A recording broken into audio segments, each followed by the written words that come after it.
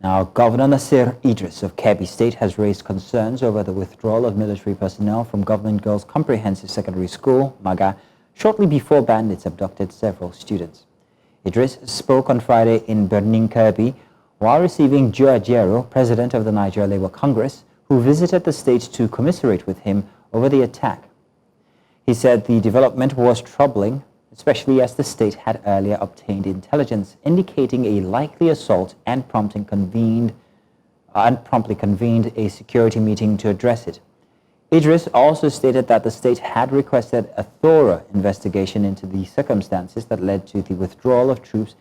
Idris said state and federal governments were working relentlessly to secure the release of the abducted schoolgirls. So to further discuss this, I'm being joined by Peter Ameh, political analyst and National Secretary, Coalition of United Political Parties. Peter, you're welcome. Thank you very much for joining us this afternoon. Peter, why do you think schools and school children have become such frequent targets for kidnappers in Nigeria, and what's driving this trend currently?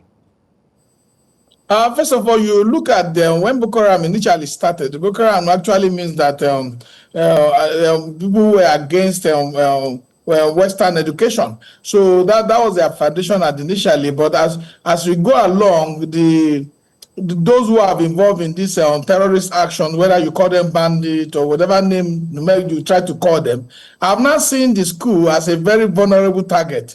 You know, when you see that close to a lot of schools do not have security detection system in place, and two, it is low risk and high reward, you know, for the terrorists. And also they have the way that this mass abduction will lead to a lot of propaganda for them, because when you talk of low risk, high reward, is that families and government will at this time be under immense pressure to try to find, look for money for them. And it is these resources that they get from such mass adoption that further give them resources to acquire more weapons and become more sophisticated in the process. So this is a very easy thing. And you judge about from the locations of these schools. These schools are mostly schools that are isolated in rural communities and far within the forest area. So this is a very easy target for them. It's a soft target per se for the terrorists who have decided to use the vulnerability of these schools as a cash cow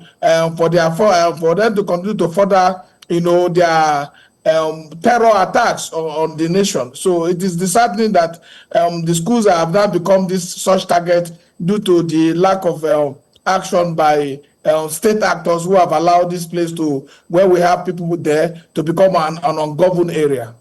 So despite repeated promises and also security operations, these attacks keep happening. Plus there's the wider conversation about Christian genocide in Nigeria. How do these attacks that we're seeing currently play into the greater dynamic we're seeing?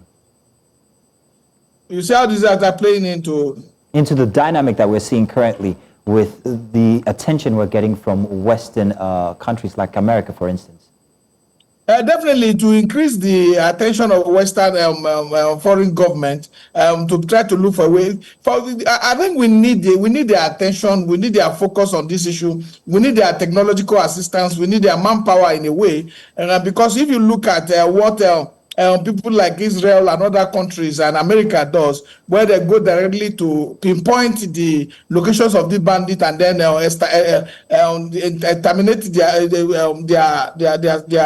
location and then attack them, you know, without any creating high casualties for civilian population. It is something that we will need, because we have had America, you know, come to our area here before to rescue their person from Borno State. So it's not difficult for us to look at the way that we can, you know, have more discussion with this foreign agency, because for what is happening, we are only proactive. We have not been, we are only reactive. We are not proactive over the long period of time, because this level of kidnapping and mass abduction we should have a very well structured security architectural arrangement within our various security outfits, whether from the DSS, the NIA, the DIA, the Defense Headquarters, the Army Headquarters, and the Air Force, to have a well surveillance period or a forest detection sensor technology that will show how to be able to see how these terrorists are moving in the forest to carry out this abduction. To pick up over 200 people is not an easy thing. And you know that this children are more vulnerable in the sense that they will listen to command, they will be frightened, they will not be able to fight back. So this soft target that approach that have been used by the terrorists can only be stopped if the government is proactive in making sure that necessary action is taken, that our schools are protected, and that these institutions such as these do not suffer due to lack of government commitment in doing the right thing. Because for now, the international community are really worried, and this is playing to the narrative. The CSC church in Kwara was attacked. We are not talking about the Catholic school in Pepiri in Niger State. We are talking about schools, children that were abducted in Kebbi. So this is actually playing to the narrative, because this will also affect a lot of things, and it's important that our government start to act, very fast in arresting this drift into. Peter, I hear you there. I hear you there, how it's going to affect other things. Some states are now shutting down and also deboarding schools to protect students. And I'm wondering how this decision is going to affect children's education in those communities.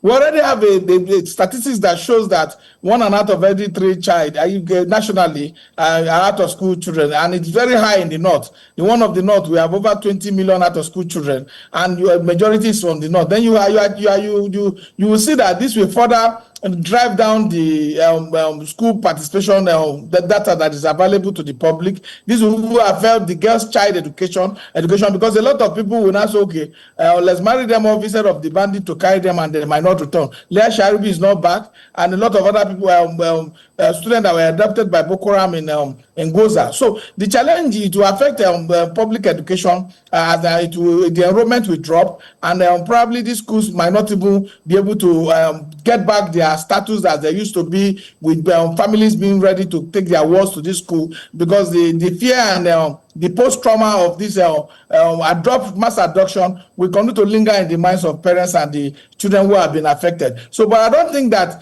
closing down of this school, that government have done well. Our government have not really showing action, because if you have this kind of scene that they have made it a soft target, our government would have been able to put proper, well-structured security system in place, and it would have been a way to easily get these people arrested, and they are continuing incursion into our educational system, and making it not to flourish as it should be, would have been stopped. Government should stop using such hasty decision, coming to hasty conclusion that stopping children from going to school we help in stopping what has been going on. We should properly do what is right when we know that these schools are actually isolated from communities and for areas that people are habiting in the mass level. It is proper for government to sit down with all the security agencies and invest more, because the government is not prioritizing the security of schools, and most of these schools in the north without proper perimeter fencing. Now, that's one thing. Yeah. That's another thing, Peter. We talk about government responsibility. Let's talk about government responsibility and state duty. How much of this problem lies with the federal government? How much of it lies with the state authorities? What are the key reforms that they are not implementing?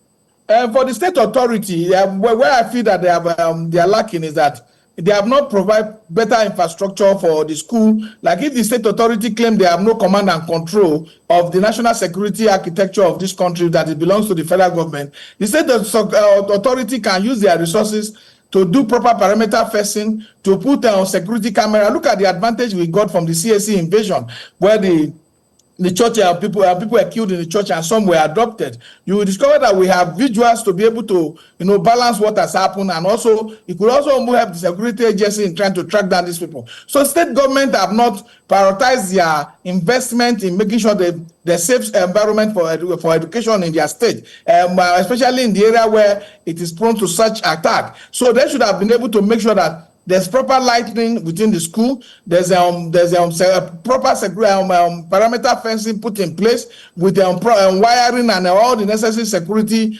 cables that will be put there with cameras. State government have not done that. State government have not invested in such investment in such areas. And for the federal government, I think that what the federal government has not done is to sit down and have because they control the armed forces, they control the police, so they know how much they can deploy to politicians for safeguarding individual politicians. There are not many personnel that have been wasted, that are standing on roads where security have no challenges and doing unnecessary checkpoints. They can put up this data and then look at the numbers of schools we have and see how many security personnel can be posted there. At least these people cannot continue to operate with less resistance. There should be some level of engagement from the security agencies when they come. That will deter them, because what they want is to operate seamlessly without attack from any other corners. To come around, look at the vulnerable situation of the student, look at the vulnerable situation of the teachers without security, and then carry them like that. They can even take one person on a bike. It doesn't matter. But now, if the government has put proper data in place, calculate how many personnel we have, how many can be posted to each school with weapon and proper, even if they have to give them grenade, because these terrorists have become so heartless that we must confront them with a proper strategy and make sure that we put this in a way that if they go, the action will not go without being met with equal force. This is necessary to protect the lives and lives of our citizens, because even in the Constitution, the primary function of the government is to protect lives and property. If government cannot protect the vulnerable, then what is the government doing with the necessary resources for budget, for defense, and the security personnel that we have? So the government knows this problem has been there, and the attacks have been very high recently. The government failure to work in this direction, to put personnel in charge in this isolated school, also show that the government has failed in their own responsibility. And acting as if they are active now is only trying to apply medicine after a serious injury have occurred. So the president must wake up as the commander-in-chief and the commander that controls the police and all other security agencies in Nigeria, and proper sit down with people that have the technical know-how and to commit themselves and prioritize the safety of our school children, so that the level of dropout and the level of out of school children does not continue to increase year in, year out, due to lack of insensitivity to those who have the resources in their command to deploy it properly for the welfare of the people. Peter Ameh, I want to say we have exhausted that one there. Thank you very much for your very, very interesting take on the matters. Thank you very much, Peter.